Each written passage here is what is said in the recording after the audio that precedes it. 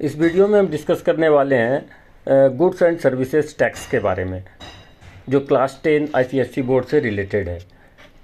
Goods and services tax, हम जो भी चीज़ खरीदते या बेचते हैं उस पर गवर्नमेंट टैक्स लगाती है, और वो tax state government, central government या फिर सिर्फ सेंट्रल गवर्नमेंट को जाता है।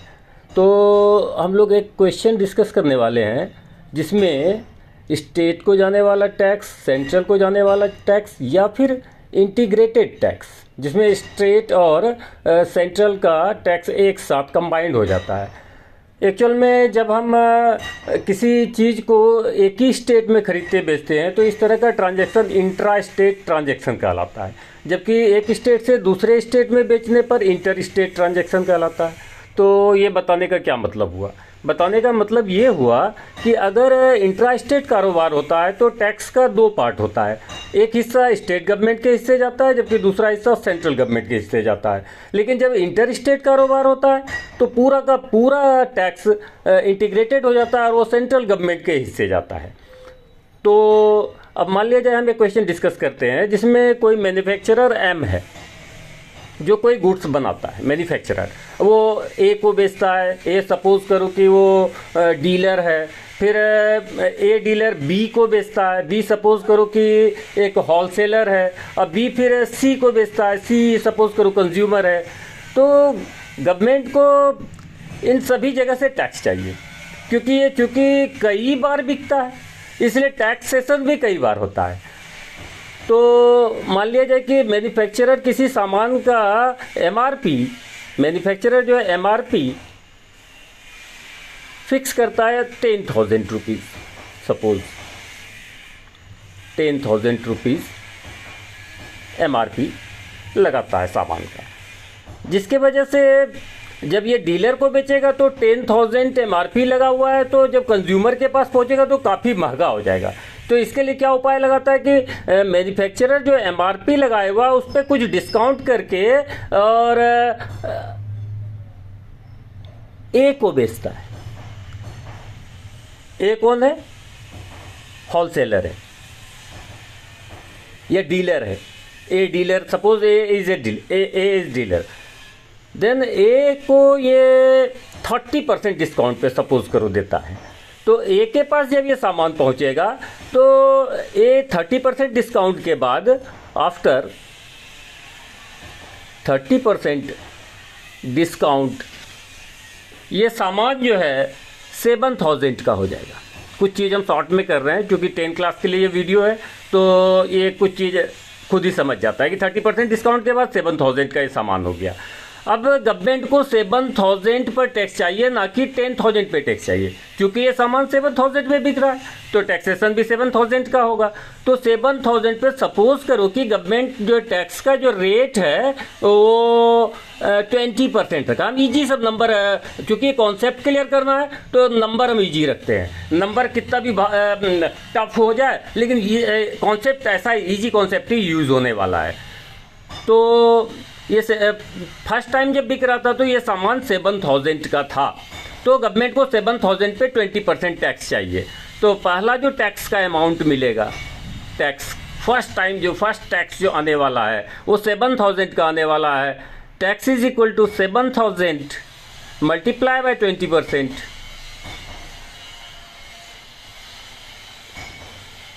Is equal to 1,400 tax. अब 1,400 टैक्स, अगर ये ट्रांजैक्शन इंटर स्टेट हुआ होता तो पूरा का पूरा टैक्स 1,400 इंटीग्रेटेड होकर के सेंट्रल गवर्नमेंट के हिस्से चला जाता। लेकिन चूंकि हम क्वेश्चन इंट्रा स्टेट का बना रहे हैं तो इसमें हम इसको दो पार्ट में कर देते हैं। 7,000 हो गया स्टेट गवर्नमेंट का और 7,000 हो गया सेंट्रल गवर्नमेंट का। अब आगे ये फिर बिकने के लिए बी के पास जाता है। ओके, बी के पास क्या होता है वो समझते हैं। बी के पास जाने के बाद बी अब ये सामान को लेके आया तो उसके लिए 7,000 का है। टैक्स का कोई इशू नहीं है, टैक्स तो फाइनल टैक्स पेयर जो है कंज्यूमर होता है, इसलिए वो टैक्स पे कर देगा। उससे लेकर के और इसको जो ये अपने पैकेट से लगाया वो अपने पैकेट में रख लेगा। तो अभी टैक्स का कोई इशू नहीं है, टैक्स वो दे करके लाया वापस ले लेगा कंज्यूमर से। तो अब इसके लिए फिलहाल अभी सामान 7,000 का है। तो ये क्या करता है, ये सामान का कॉस्ट 20% इंक्रीज कर देता है। सामान का जो कॉस्ट है 20% इंक्रीज कर देता है। तो अगर 7,000 का 20% निकालेंगे तो 1,400 हो जाएगा। तो 1,400 इंक्रीज कर दिया कॉस्ट।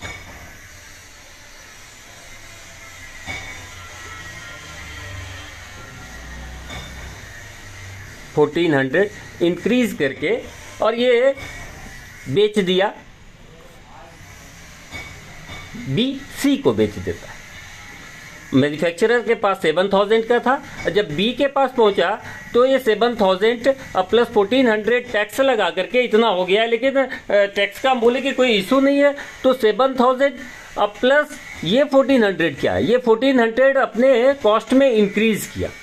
अब ये 1,400 जो है इस पर गवर्नमेंट को फिर से टैक्स चाहिए, यानी वैल्यू जो एडिशन होता है। अब ये सामान 7,000 प्लस 1,400 का है। तो सी को जो बेच रहा है तो सी को फिलहाल तो 7,000 प्लस 1,400 का टैक्स देना पड़ रहा है, लेकिन ये जान रहा है कि हमको जो टैक्स देना है वो फाइनल कंज्यूमर से हमको मिल जाएगा। तो एक्स्ट्रा टैक्स कितना हुआ, तो फिर से एक बार गवर्नमेंट टैक्स लेने आ जाएगी, कहेगा 7,000 में तो तुम लेके आए, लेकिन ये 1,400 तुम इंक्रीज कर दिए इसका कॉस्ट, तो हमको ये 1,400 पे और टैक्स चाहिए। तो फिर से टैक्स निकालते हैं। 1,400 का 20%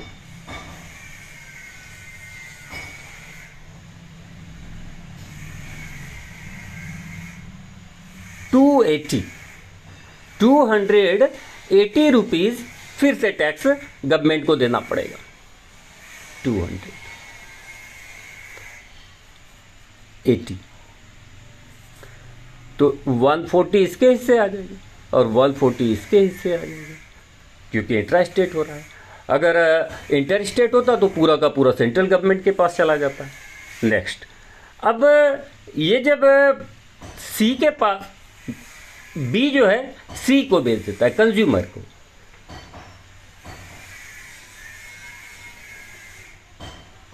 सॉरी मैन्युफैक्चरर 10,000 लगाया लेकिन 7,000 में ए को दिया।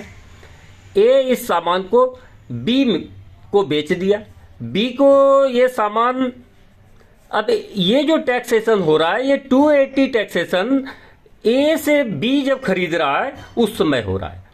बी को ये सामान इतना रुपया का पड़ा, उसमें 1,400 ए जो वैल्यू एडिशन किया वो 1,400 का टैक्सेशन फिर से होगा, क्योंकि ये एक्स्ट्रा न्यू कॉस्ट ऐड हो गया।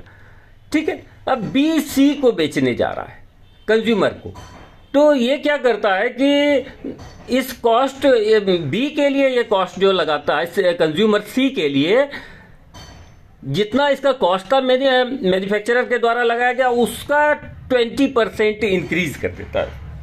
ये चलो बदल देते नंबर, 10% इंक्रीज करके और कस्टमर को बेचने का कोशिश करता है। अब कितना न्यू टैक्सेशन होगा, अब ये सामान कस्टमर के लिए 10,000, चूंकि 10% वैल्यू और एक्स्ट्रा बढ़ाना चाहता है तो प्लस 1,000, 10% मीन्स 1,000। एक्चुअल में ये अब ये 11,000 का सामान हो गया कस्टमर के लिए। तो एक्चुअल में यहां पर फिर से वैल्यू एडिशन हुआ गवर्नमेंट के लिए। अभी तक जो है 7,000 प्लस 1,400 इतना रुपया का टैक्स मिल चुका है। या जो पहले हम 700 और 140 के रूप में लिए, ये इतना रुपया का टैक्स तो पहले से मिल चुका है, लेकिन सामान एक्चुअल में 11,000 में बिक रहा है। तो गवर्नमेंट को तो जो एक्स्ट्रा वैल्यू एडिशन हुआ है उस पर टैक्स चाहिए। तो ये 7,000 रुपीज प्लस 1,400 रुपीज ये एक्स्ट्रा टैक्स तो नहीं लेगी गवर्नमेंट, तो इसको हम घटा देंगे इस अमाउंट में। तो 7 प्लस 1 8,400 माइनस कर देते, 8,400 घटा देते। 11 में अगर हम 8,000 पहले घटाएंगे तो 3,000 बटेगा, 400 और घटाएंगे तो 2600, 2,600 और बच जाएगा। अब गवर्नमेंट को फिर इस पैसे पर भी टैक्सेशन चाहिए, फिर से निकालते हैं टैक्स। 2,600 इंटू 20%।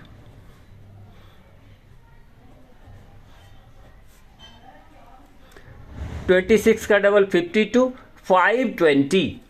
520 फिर से टैक्स लगेगा।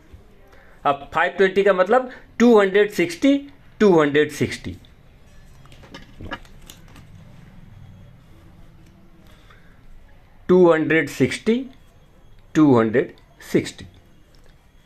520।